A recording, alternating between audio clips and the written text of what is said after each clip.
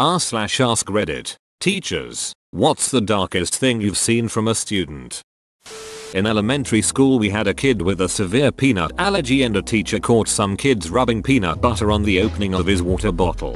We also had a kid who could describe in detail about how to prepare heroin. For some reason the peanut butter story bothered me more than the little heroin chemist. I'm a teacher. A student saw one of my former co-teachers at some point with his wife and thought she was hot, and my co-teacher took advantage of this to get the student to secretly record his sister taking showers and shit. He offered videos of his wife performing sexual acts on with him to the student in exchange. He finally got caught when the student blackmailed the teacher into trying to get the wife to duck him, and when he proposed it to his wife, she called the cops. I taught welding and metal sculpture at the high school level for a year. One morning, one of my students, a quiet, awkward, but really nice young man, came into class and asked me for a band-aid. I asked him what for and he replied that it was for a burn. Class hadn't started yet for the day. He showed me and it was a fresh second-degree burn that was already blistering. It was in the shape of an A. Some kids, if I'm going to be honest, they were bottom performers and troublemakers, from a different class of mine had swiped a small metal letter A from one of my supply bins, heated it with a lighter, and then branded this kid on the morning school bus. He had let the kids do it because he really wanted to fit in. He didn't have many friends and these kids had seemed cool because they were always acting out. As a mandatory reporter, I reported it. The police got involved. Other than that I have no idea what else happened. I had a kid who really wanted his parents to come to his graduation ceremony, but they were both sex offenders and couldn't be on campus. He just wanted someone there to support him. I am an English teacher and I am the sponsor of the school's comic book and anime club. This year, I managed to take my club to a convention, and many of them had several firsts, such as meeting celebrities, LARPing, participating in panels, speaking to professional artists, and just being with a larger fandom community. Upon our return, one of my members, a 16-year-old girl, asked to speak to me privately. She proceeded to tell me that she had been molested by her father and uncle ever since she was 12. On her 16th birthday, she finally had enough of the abuse and she contacted the police and told them everything. Before the investigation could begin, her uncle committed suicide out of shame. Her father was about to do the same, but she was able to convince him not to do it. He is now facing trial for his crimes. She then thanked me and said that the 2 days we spent at the convention were the happiest days of her life, and it allowed her to feel like a child for the first time in 4 years. It was the proudest moment of my career. Edit. I want to express a heartfelt thank you for the overwhelmingly positive response to this post. Your kind words will serve to keep me fueled during this time of social distancing. I really miss my students, and I hope I can see them once again before the school year ends. As for the subject of my post, please know that her counselors and I are closely monitoring her as the wheels of justice slowly turn. As long as she's my student, I'll do everything in my power to keep her safe, and maintaining the supportive environment of the comic book and anime club for her to socialize and thrive within and enjoy her high school experience is the best way I can help her now.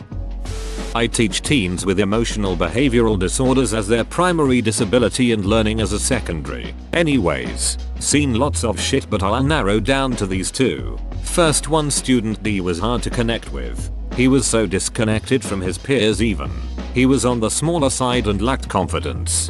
D was the head down disengaged type that usually took a little longer to build a trusting relationship with. I just assumed this was his coping mechanism at school.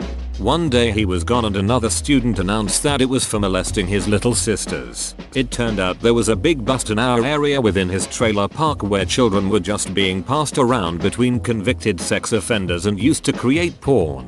The reason truth unfolded was because his little sister's teacher noticed that she had bled through her clothing in her first grade class. His little sister admitted that he had been abusing her for longer than she can remember. The most upsetting detail I remember is that his mother was allowing it to happen in exchange for childcare and money. He ended up in a juvenile detention center before his court date. Because he had an IEP, I was still responsible for providing instruction to him. What that meant was I would send a packet of math worksheets to his tutor at the center. Every couple weeks they would get sent back to me for grading. The first time I received his work there was doodles and symbols. The next time, he started to write phrases. By the end of the semester, he wrote me please to help him all over his pages. Later on I found out he was being victimized simultaneously by an older man he met on the bus. He is now married and has a child of his own. Second, I had a brother and sister, K+M, in class together who had a unique bond. They had not spent most of their years growing up together as they were in and out of foster cares or group homes. At this point in time, they were living with an aunt, but it mostly seemed like they were house hopping between family members. Their attendance was poor and it was hard to keep track of their current residence. It wasn't very unusual in this district because there's a lot of mobility, especially around this population. Halfway through the year we got a new female student, Jay. Her mother had gone to prison, so she moved to the area to live with family members. Jay made a positive first impression with peers despite being quiet and more reserved. She had anxiety and depression, so when she stopped attending after the first week no one seemed alarmed. It was such a big life change, so most teachers presumed she bailed on school. It was at this time K+M were thriving at school. They were seeming more positive and taking better care of themselves. Come to find out, they invited Jay over one weekend and decided to beat and drug her in an apartment where they had been staying unsupervised. They kept her high in a closet and prostituted her for income. That then explained why they were wearing new clothes and fresh haircuts. Not a teacher, but I did do a lot of volunteer work with little kids. One of the 5th grade boys was caught grabbing random girls and trying to pull them into the supply closet and try to kiss them. He was even caught trying to grab their butts or would out his hand on their seat as they started to sit down. When we finally got to talk to his parents, turned out his grandpa was teaching him these things. The weirdest part was when we questioned the grandpa about it, his response was, "Who cares? They're just little girls." My first year teaching was, like everyone says, the worst year. The first day of school I'm getting to know the kids by asking them random questions, and I ask this one boy what he wants to be when he grows up and he replies with, "Doesn't matter, I'm going to end up in prison like my parents." Whoa, okay. From there things got progressively worse. He was hearing voices and always threatening to hurt other staff or students. He was hitting his head on walls or windows when frustrated. He came back from spring break and told me the voices told him to kill a cat he found. By the end of the year he was sexually assaulting girls at school. Not my student. He's from the class next door when I was student teaching. This child had a confusing home life. Apparently he was adopted by a family member, but it's unclear what happened to his biological parents. Anyway, he goes through these intense mood swings. Multiple times throughout the year he would pull the fire alarm and made a break for the school's parking lot at one moment, and then deeply apologetic another moment, as if he wasn't in control of himself just an hour ago. During his outbursts he would occasionally attempt to enter a room, and when he found that he couldn't, he would bang the door and scream at the top of his lungs as if it's a zombie movie. And yes, this is all while instruction is happening.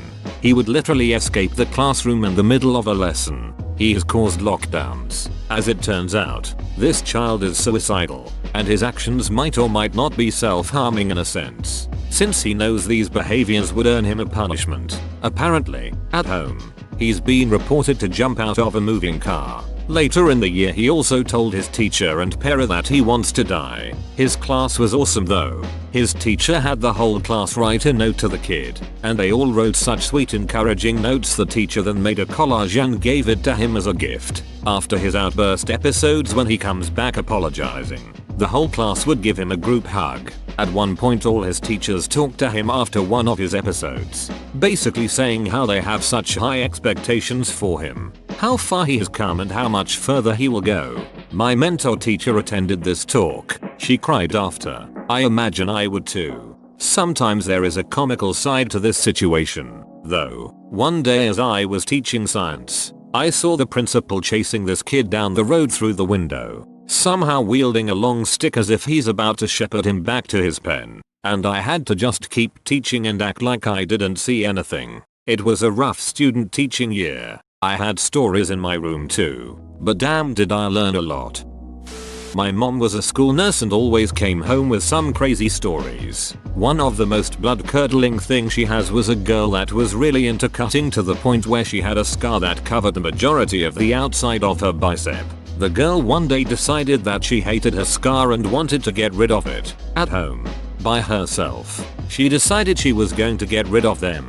In her bathroom. She took a knife to her arm. Cutting a 4 inches by 6 inches piece of scar tissue that was just under an inch thick out of her arm. She then proceeded to stitch it up using a needle and thread and bandage it with gauze all by herself. She then woke up and went to school the next day so she could go to my mom's office and ask if it looked infected. It was. I'm not a teacher, but I had an off hour in high school and I usually would use it for going home or just hanging out. I was asked by my film photography teacher if I could help with teaching by showing some of my examples and helping mostly 9th graders. I was in 11th grade at the time. I noticed one kid was really quiet and socially awkward, but he had really good prints. And after a couple days I noticed a lot of film was missing, and so I asked my teacher. He said that the quiet kid paid for some extra film to take home and use. I brushed it off for a while until it came to show some of the prints to the class. The quiet kid was third up and I was over near his desk and I noticed some of the pictures he printed. It was 2 people who turned out to be his mother and father on the floor with what I can assume a large quantity of drugs and alcohol. Most of the photos were of his living situation. It was one of the saddest things I've seen.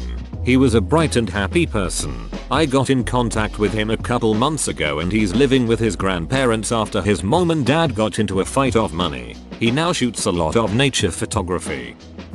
Had a student in my class as a sophomore. Every morning her junior year she would come in and chat in the morning. One day out of the blue it stopped. In fact, she wasn't at school at all anymore. Fast forward 3 months. She shows up and looks broken. I ask her what's going on. After quite a bit of hesitation, she tells me that she went to a party and was DD. No alcohol in her system. However, she woke up the next morning and couldn't remember a thing about the previous night. A couple weeks later, she finds out she is pregnant. She was a virgin before that night. Roofied and raped. She had only told her counselor and now me. I haven't had a chance to talk to her due to COVID. Her outlook and demeanor was night and day before and after that party.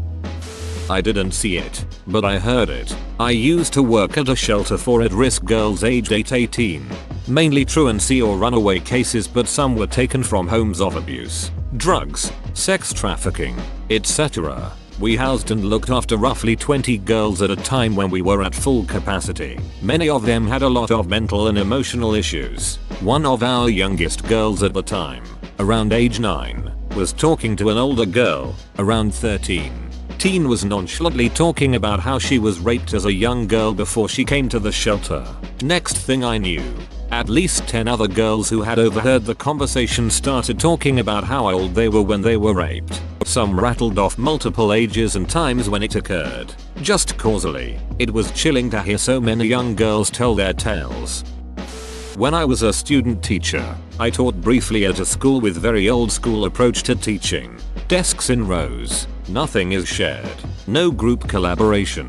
Students don't engage, only listen. The demographic that went to this school took their children's education very seriously, and students had very strict parents. On one of the first days meeting my class of grade 3 students, I had the students wash their hands before doing an activity. I was helping some students roll up their sleeves while they were washing. I got to the last student, and my mentor teacher tells me to stop, which caught me by surprise. She pulled me over and told me that particular student had cuts and bruises all the way up his arm from alleged domestic abuse. The relevant government agencies were already involved in the case. She noticed it when she realized he always flinched when she came near his arms. The fact that he never gave high fives, or that he only ever wore long sleeve shirts to school. It was one of those sobering moments where you realize there is still evil in this world.